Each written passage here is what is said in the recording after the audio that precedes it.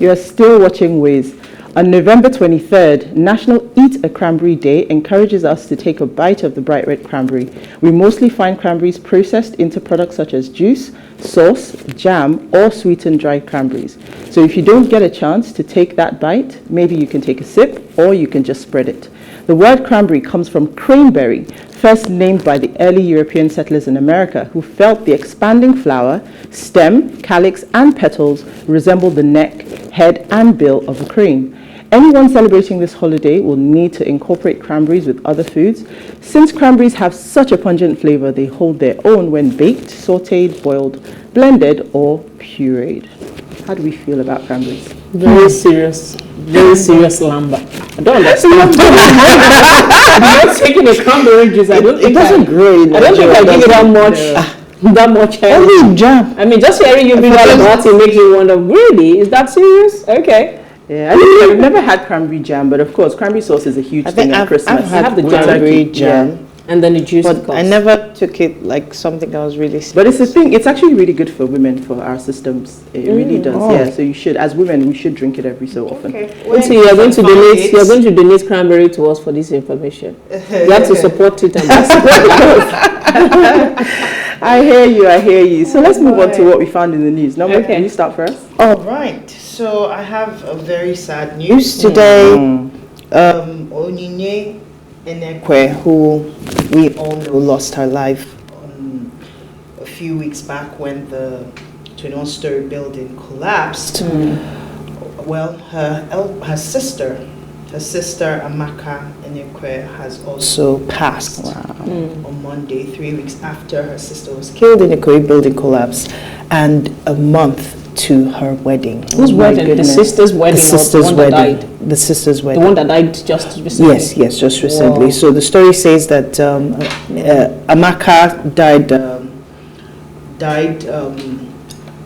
on Monday. It was revealed by someone, Blessed Nasa Ariam, on Facebook on Tuesday. And concerning Amaka's death, Amaka has been sick apparently for a while, and I don't know whether the news of her sister's death also even made things worse.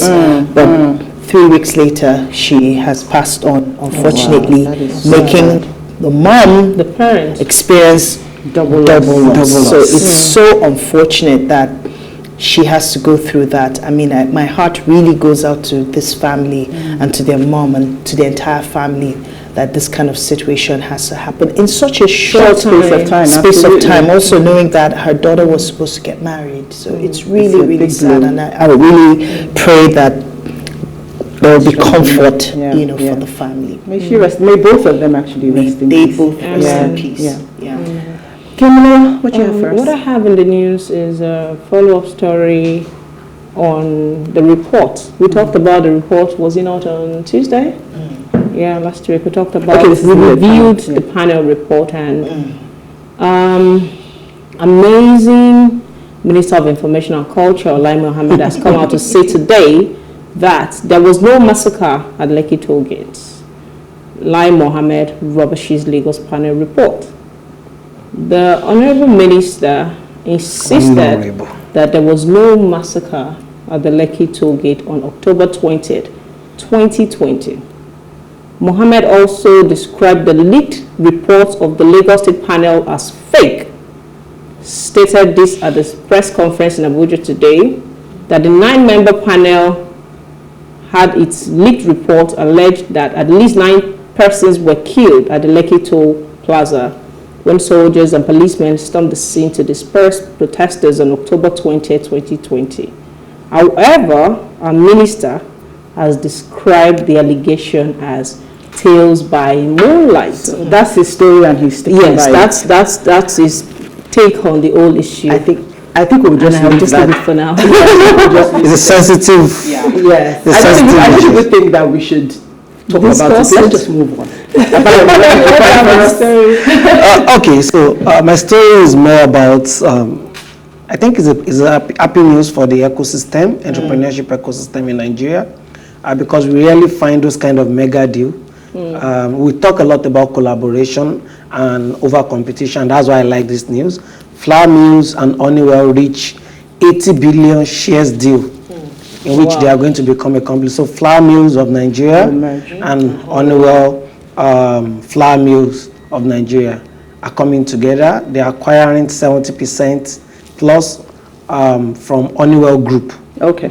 And then they are also buying an additional 5.06% from First Bank, making them the largest shareholder with 76%. That's a good one. And so the two companies are going to come together, create more job opportunities, create more growth in that industry.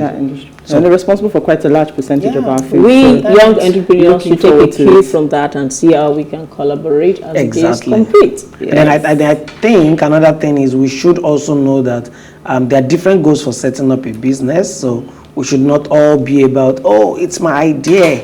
I don't ever want to let it go. We'll talk about that when we come to our topic today. So let me just quickly take my story.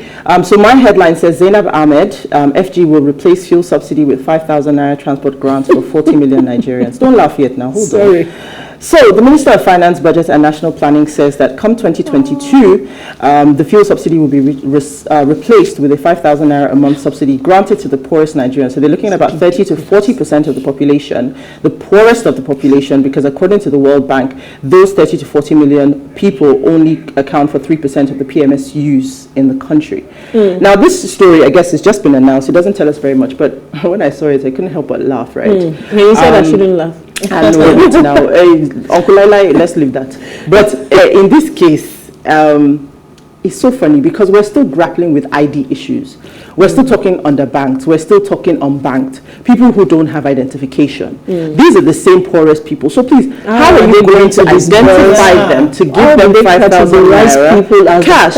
Exactly. So, I mean, I'm waiting to see how this story develops. This is just the announcement. So who's going to manage the process? That's why I said that. They haven't told us anything. Also, this is like the umpteenth time we are removing the subsidy. No, they said now that they're working with, of course, the PIA and hoping that this will all get done by June of 2022 or sooner. So all I'm going to say is watch this space.